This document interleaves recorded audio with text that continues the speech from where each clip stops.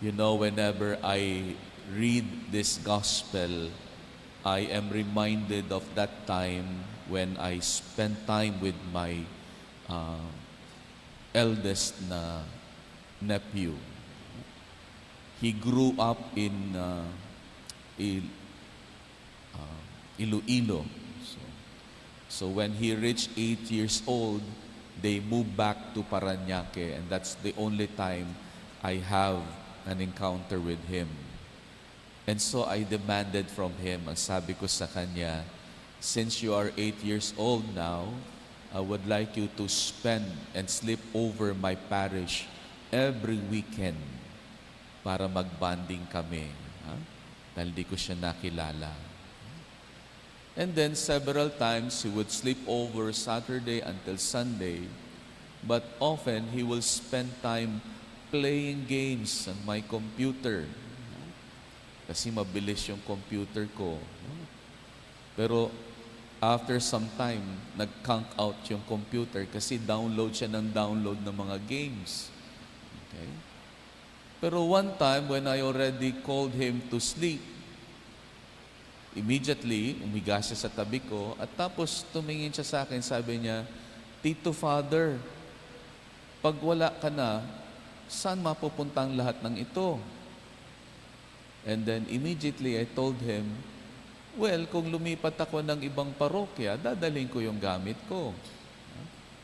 But then again, nag-isip ako, teka, ano ba yung gusto mong sabihin?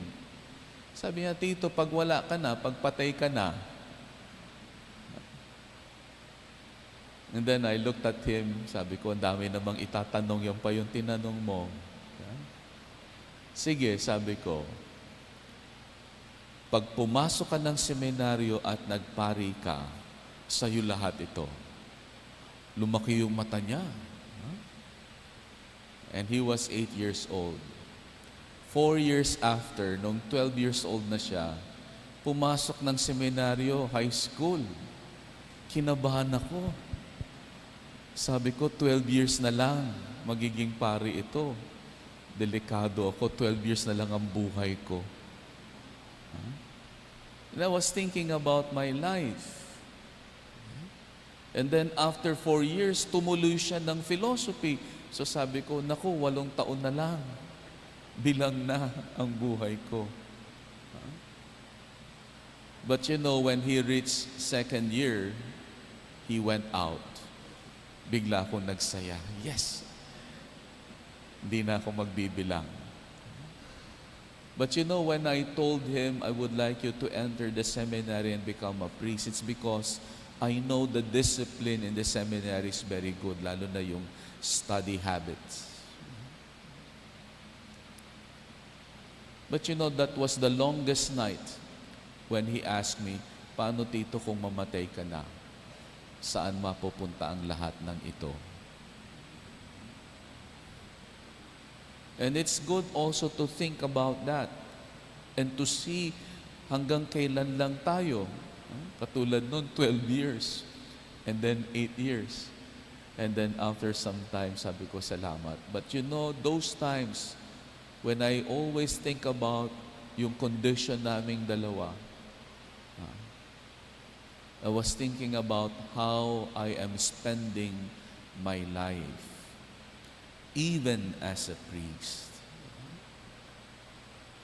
And what do I surround myself with? Saan ba nakasandal ang kapanatagan ng loob ko? Yun ba sa mga kaya kong angkatin, sa mga bagay na nakapaligid sa akin that made me or made my life comfortable, o sa mga kaibigan ko at aking mga pamilya o kapatid? And above all, sa Kanya. And you know, perhaps later in life, no, pag umaabot ka na ng 50 pataas, nagbabago na yung mood ng buhay. You're no longer after things beyond you. More often than not, you're just considering the things that are just around you. Yung bang mga kaya mo lang abutin ng kamay.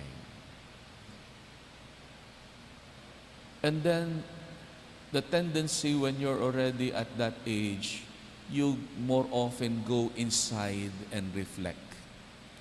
Lahat ng mga bagay mahalaga, mga salita, mga nangyayari sa buhay, mga kaganapan, yung mga okasyon na kung minsan hindi mo inaasahan, when you are challenged, kapag nakaramdam ka ng galit, ang tanong ay, papatulan ba o gagawa ka ng iba na mas maganda pa? Sabi nga nila, reverse psychology. Iba yung gagawin mo. Imbis na patulan mo, gumawa ka ng paraan at ayain mo sa mabuting pagkakataon. Babaguhin ang lahat. And in today's gospel, Jesus took that opportunity to speak about what matters to God. And what matters to God is love. Greed has no place in God. Love is what He asks of us. He's not talking about not to go after things, hindi. But why we run after things? For whom are these things? How do we use them?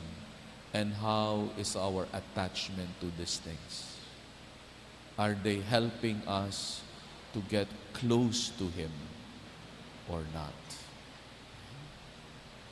And so the question that we have to ask is, what have I done to merit God's love, God's care, God's protection?